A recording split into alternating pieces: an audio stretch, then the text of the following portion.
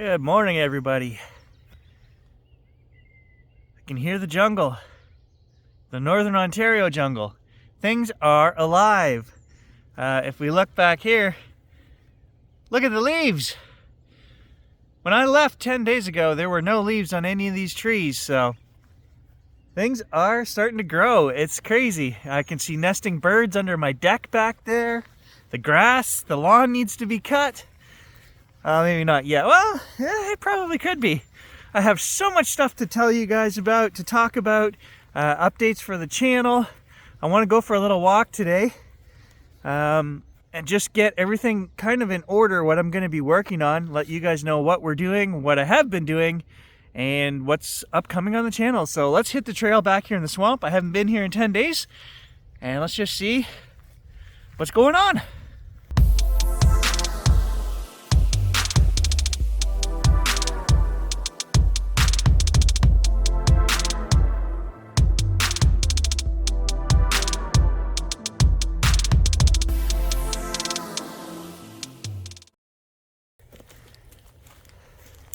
Well, this is also a test to see if there's any mosquitoes out yet. It's a muddy mess back here, as you guys can see, but it is drying up a little bit. I think it's too cold this morning for mosquitoes, but I'm still on Costa Rica time. So they're 2 hours behind where we are here, so I'm up and raring to go. So for those of you that missed it, I've been gone 10 days and I've been trekking and exploring Costa Rica. Two vital ecosystems within that country, the Hurray volcano area, which is very thick jungle, lots of poisonous snakes and tarantulas and all kinds of stuff in the lowland jungle. Fantastic adventures there. And then the last 4 days of the trip, I moved into the mountain regions, Verde, and which is cloud forest, a very specific ecosystem in the world.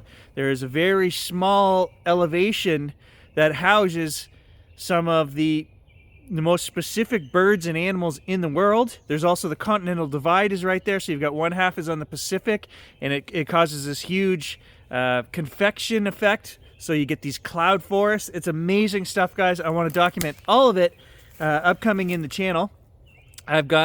I went through the cameras this morning, 900 photos and video clips to share with you guys at some point. It's going to take me weeks to edit all of it because I didn't bring a laptop. Nothing is edited, so that will be upcoming on the channel. We will explore Costa Rica from an ecologist's point of view, from a photographer's point of view, and just from Gary on Vacation's view. Something fascinating that I had never thought of or experienced before while on guided tours with these guys is they were all using spotting scopes in Costa Rica. And what they would do is they would have your group, and then Carrie, in my case, it was fantastic. We only had other people with us on 2 out of 10 of our guided tours. It's the off season, it's the rainy season there, although it didn't rain a whole lot. You know, global warming and change is occurring down there, and all the guides will tell you, and they explain, you know, what's going on, the differences, and how some of the endangered species are being forced to different regions or elevations, and it is affecting things down there. So we went in the supposed rainy season, and it rained for a total of about 15 minutes for 10 days, and the jungle really needs more rain. It's not getting it. But what they were doing on these tours is they were using spotting scopes, and with the new sensors on these high-end phones, they were using the phones to take pictures of the image coming off the spotting scope. Toucan way up there in the tree.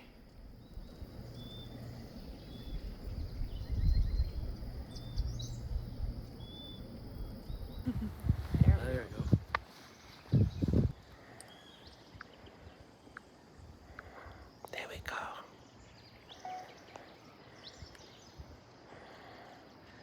And I just thought this was freaking brilliant because even with my camera, my long range 500mm lens, which I carried everywhere in that damn jungle, I could not get close enough to these animals. Little birds, monkeys way up in the canopy, just not close enough.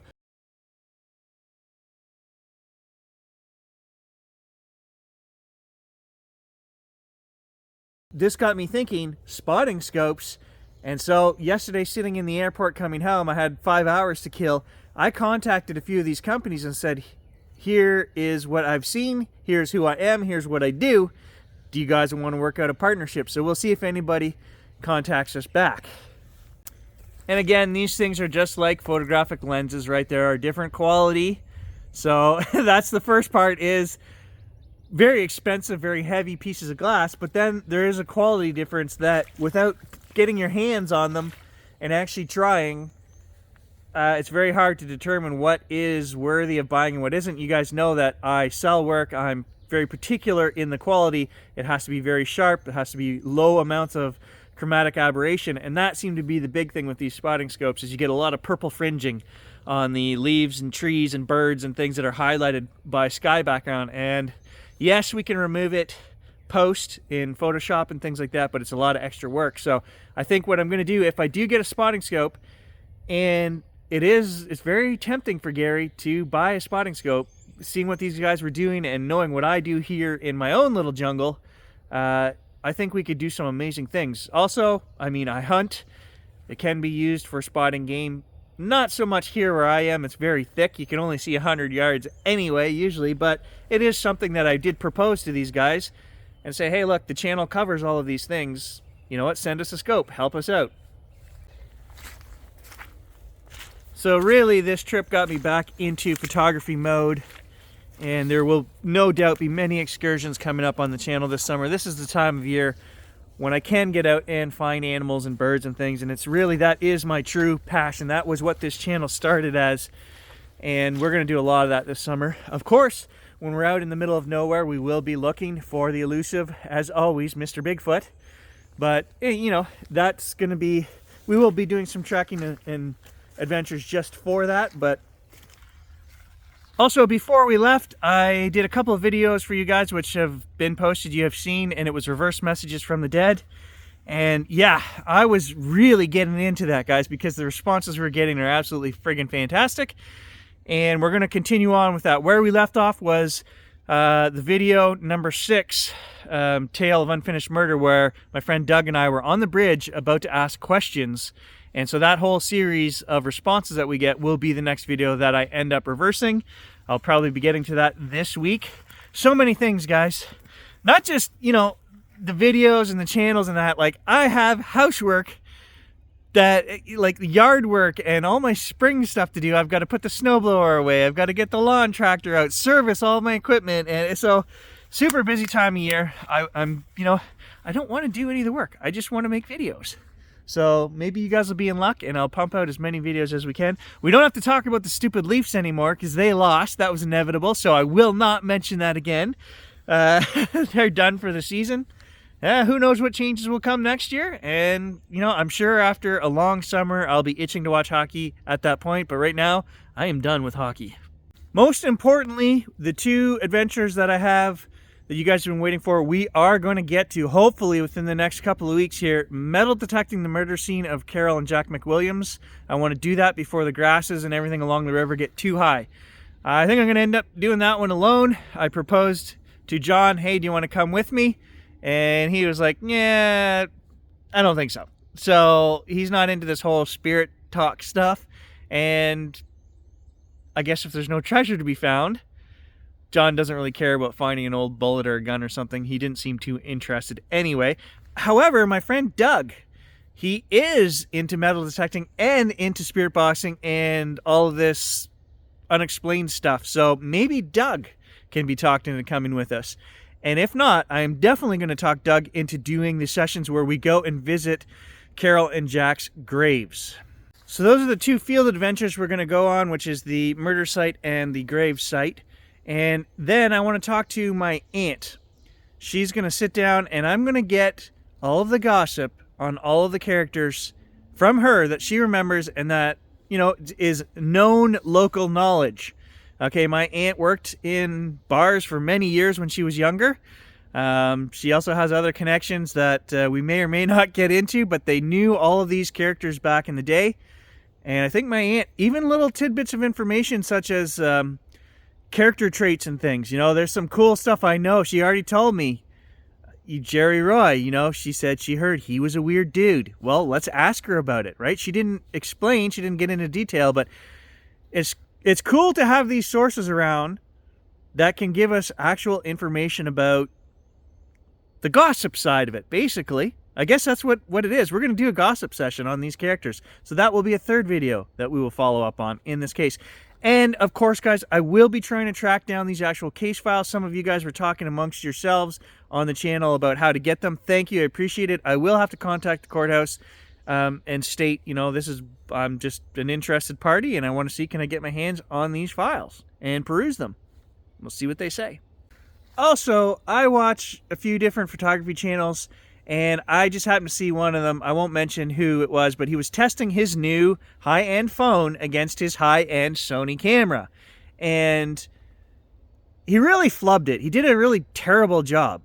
He had it set on JPEG. He didn't have his choice made for what size of photos he was even taking. So then he was comparing these small JPEGs to photos that he was getting out of a $9,000 camera.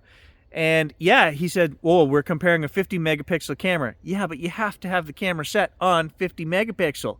If you don't, it's not much of a comparison. And that kind of gave me an idea. Hey, guess what? I don't own a Sony A1, which is the $9,000 version, but I own the $5,000 version, the A7R4, which is a 60 megapixel beast, the best camera hands down that I have ever owned. And hey, 60 versus 50, we can do it, and I will actually set the phone up properly, pro mode, 50 megapixel, and we can, you know, I want to do a little comparison because I'll tell you guys, I used my phone a lot on this trip to Costa Rica, and I had no qualms about pulling it out, not even in 50 megapixel mode. I was using 12 megapixel mode, right? We're posting everything to social media for you guys, YouTube and Facebook.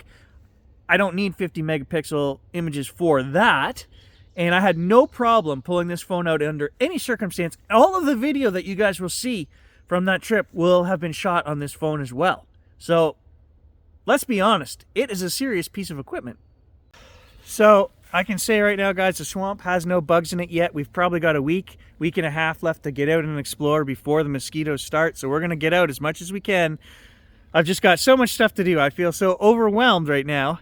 But Gary is going to stay calm, meditate, do a bit of yoga, and just do 2 or 3 hours of work a day on the videos and things. And I'm not going to overwhelm myself.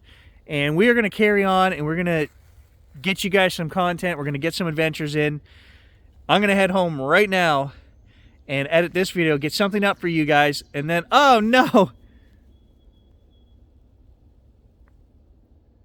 I spoke too soon. First mosquito of the year, I need to kill that. Oh, and I got it. I got him. All right, guys. That's a good start to the season. I'm going to head home, get some work done. I will catch you guys this week. I'm not sure what I'm going to get up for you guys in terms of videos, but I'm going to try. Stay tuned. We'll catch you in the next adventure.